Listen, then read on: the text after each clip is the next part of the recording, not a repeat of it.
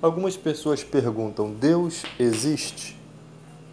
É uma pergunta muito fácil de se fazer quando não se conhece Deus. É impossível o homem conhecer a Deus sem com que ele se revele para a pessoa. A Bíblia ela é a luz de Deus para o homem.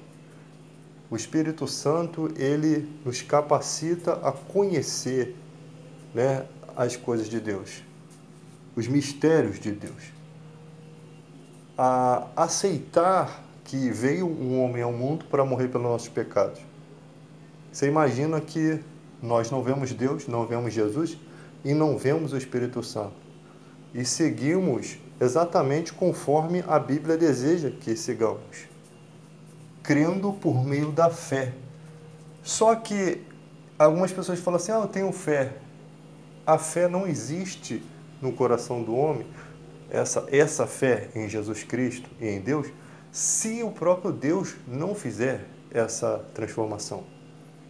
E agora, os que são transformados por essa fé, por esse novo nascimento que vem do alto, né, como Jesus explica a Nicodemos, os que são transformados têm a capacidade também de transmitir vida aos ouvintes. Por isso que a fé vem por ouvir a pregação.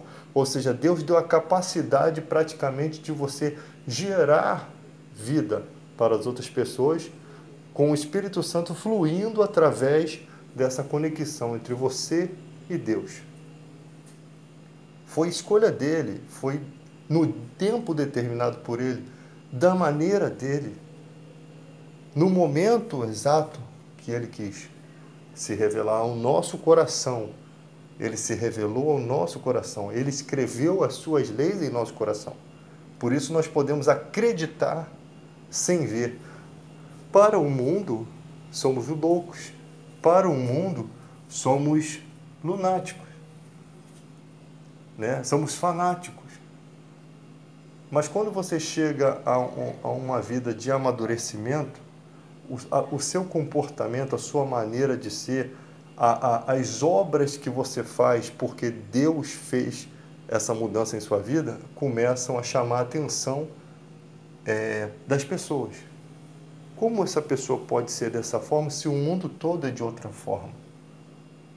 Como essa pessoa pode agir de uma forma se o mundo todo age de outra forma, de outra maneira? Como essas pessoas não têm vícios se o mundo, as pessoas têm vícios? Então, nessa trajetória, esse comportamento não é uma forçação de barra que algumas religiões fazem, porque sem o Espírito Santo nós não temos essa capacidade de viver dessa forma. Sem ser tirado do império das trevas, Colossenses 1,13, sem ser tirado do império das trevas, nós não teríamos essa força. Sem ser selado pelo Espírito Santo, nós não teríamos essa capacidade. Então, toda a capacidade veio de Deus.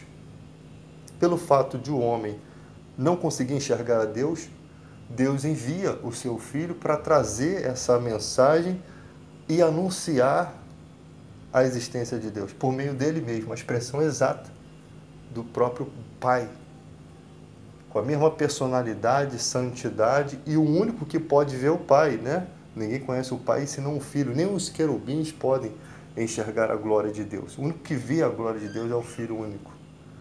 Então ele vem, sofre, como todos nós sabemos, a história, né? Que não é só uma história para o cristão, é realmente um fato verdadeiro, autêntico. Mesmo você não tendo presenciado aquilo, você consegue acreditar. Como que pode? Fé, certeza das coisas que se esperam, convicção dos fatos que não se veem. Eu não vejo Deus me perdoando, eu não preciso sentir, eu só preciso entender o que está escrito. A palavra de Deus, ela é um guia, um muro para te afastar dos falsos ensinamentos e um guia, né, uma orientação para que você possa entender um pouco mais sobre a personalidade de Deus e do que Deus quer de nós e do que nós estamos fazendo aqui nessa terra. Para qual propósito? E agora que nós conhecemos esse propósito, se andarmos como o mundo, já não resta mais esperança para nós. Já não existe mais outra esperança. Porque nós encontramos, muita gente morreu sem encontrar essa verdade. Mas nós encontramos. O que estamos fazendo com essa verdade? Como estamos vivendo nessa verdade? Se você se pautar pela parábola do semeador, você vai entender como está o seu coração. Você frutifica 30, 60 ou 100? Ou ele está sufocado pelos cuidados do mundo, pelas fascinações das riquezas e as demais cobiças? Ou você recebeu a palavra de Deus com alegria, Deus fez aquela mudança na sua vida, de repente tudo virou do avesso e você começou a desconfiar de que aquilo tudo era uma mentira, porque você não entende que o mal persegue a palavra. Se você fosse o mal e visse a luz, você iria deixar a luz brilhar?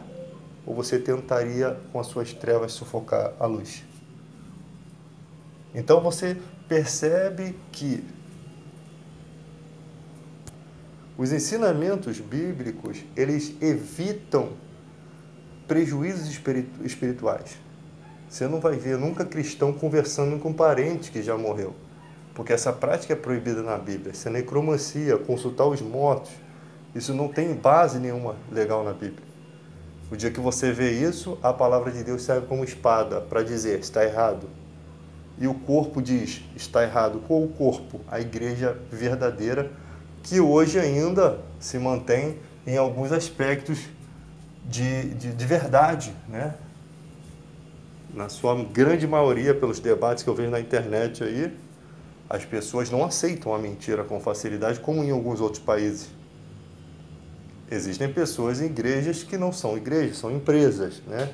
Foram colocadas ali para infamar o caminho da verdade, para que as pessoas olhassem o evangelho e dissessem assim, não, isso aí são tudo trouxa, tudo dá dinheiro para o pastor.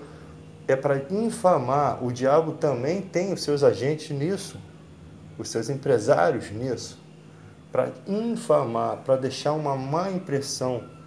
É por isso que a obra de Deus tem que ser feita com amor, com carinho, sem pretensão alguma de enriquecimento ilícito. O dia que houver alguma gota de maldade no coração de um pastor, já era. Se ele não neutralizar aquilo, o mal age na vida dele, derruba e traz um mau testemunho para o evangelho, que é um prejuízo muito maior. Porque muitas pessoas que poderiam estar ali recebendo o amor de Deus, estão dizendo não a Jesus Cristo por conta do falso testemunho.